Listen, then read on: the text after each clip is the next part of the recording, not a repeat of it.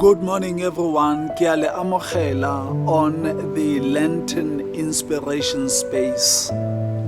This morning, I want to talk to very special people that are suffering on what is called the imposter syndrome.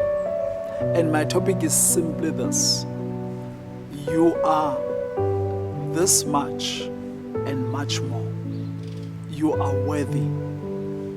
Blasting the imposter syndrome. There are very many people in the world who are suffering with feelings of inadequacy, feelings of unworthiness. They are struggling with thoughts about themselves that are constantly questioning themselves and their worthiness. These people are people that are generally talented, skilled, gifted, anointed, blessed, experienced. They know deep down in their psyche that they are good in what they do. They are gifted and they are crafty, they are creative, they are productive. And yet, even after performing very well, they still question themselves. Did I do that correctly? They get into powerful spaces where they are interacting with their equals. They are interacting with other gifted and passionate and driven people of great accomplishments and people who have received very great accolades. And they are there not because they have been given a favor or anything like that. They are in that space precisely because they are accomplished and they are worthy to be in that space. And yet these people are looking at others and they are seeing others as better. They are holier, they are more gifted, they are more discerning and intelligent and wise and creative, and they look at themselves and they look down upon themselves. They talk down upon themselves. They think about themselves and think that they are maybe a fraud. They are not worthy. They are a fake. They are not worthy to be in spaces where they are. And this morning, I want to come to you with the word of God and remind you that you were created by God, and God saw good in you. He looked at you after creating you and said, "This is very good." You know, we read in the book of Genesis, chapter 1, the story of creation.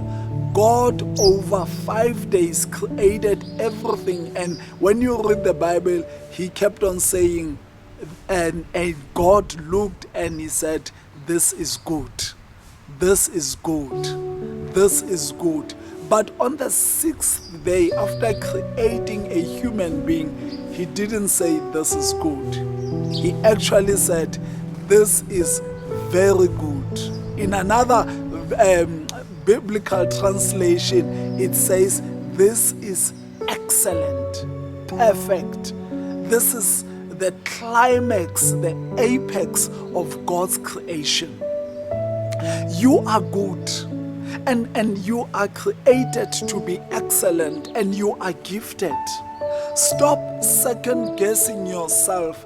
That spirit that makes you to think twice about yourself, to second guess yourself, to doubt yourself, to worry whether you've put that phrase correctly, you've done that assignment well.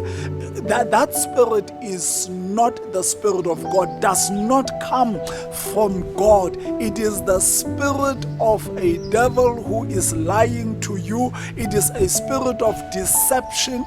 It is a spirit that seeks to bring you down. It is the spirit that seeks to steal your success. It is the spirit that seeks to deviate you from your direction and your purpose. It is the spirit that seeks to stop you from reaching your destiny. It is the spirit that seeks to use you to defeat you. It is the spirit that seeks to put you into two different types of yourself and get you to fight against yourself. It is a spirit that seeks to defeat the purpose of God inside you. And this morning on this Lenten inspiration message, I am coming against the spirit of self-doubt. I am coming against the spirit of fear and anxiety. I am coming against the spirit of the imposter attitude. I am coming against the thoughts and attitude and spirit that says you are not worthy. You are worthy of everything you have accomplished. You wouldn't have been where you are if you were not worthy.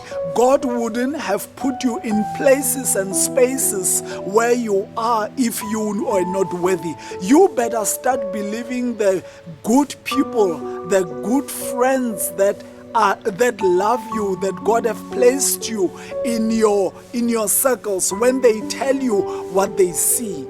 You better believe the inner person in you. As long as you remain blind to your truth, as long as you keep putting yourself down and referring to everyone else as better, holier, and more loved than you look up to everyone in whom you see goodness, beauty, love, because you do not see any of these qualities in yourself.